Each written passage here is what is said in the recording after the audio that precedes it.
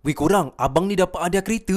Hari ni aku dekat InDrive Platinum Driver Giveaway. Apa yang menarik and bestnya dekat sini, kalau korang yang boleh tahu kan, InDrive ni sebenarnya app e-hailing. Dia ada dekat Klang Valley, Penang dengan Johor Bahru. Dia yang paling best ni kan, harga tu bukan auto ikut app tau. Driver dengan passenger boleh bincang and setuju sama-sama. Sebab tu ramai driver suka and rasa lebih adil. Aku baru tahu hari ni InDrive tengah raikan driver-driver yang capai Platinum status. Aku pun tak expect weh event dia besar macam ni. Tapi jap, maksudnya ni semua yang top performer dalam app tau, yang kerja hari-hari dekat jalan tu. Hari ni InDrive bagi penghargaan untuk usaha diorang.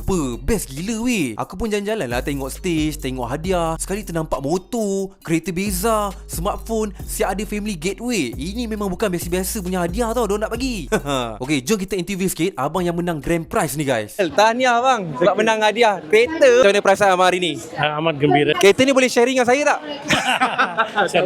Pesanan untuk orang-orang dekat luar sana yang tak join lagi InDrive. Yang tak join lagi InDrive itu, tolonglah masuk dalam InDrive. InDrive punya app itu bagus. Kita ni dalam InDrive sentiasa driver dijaga-jaga dan sentiasa kita gembiralah dengan bawa penumpang-penumpang. InDrive is best lah. Tahniah.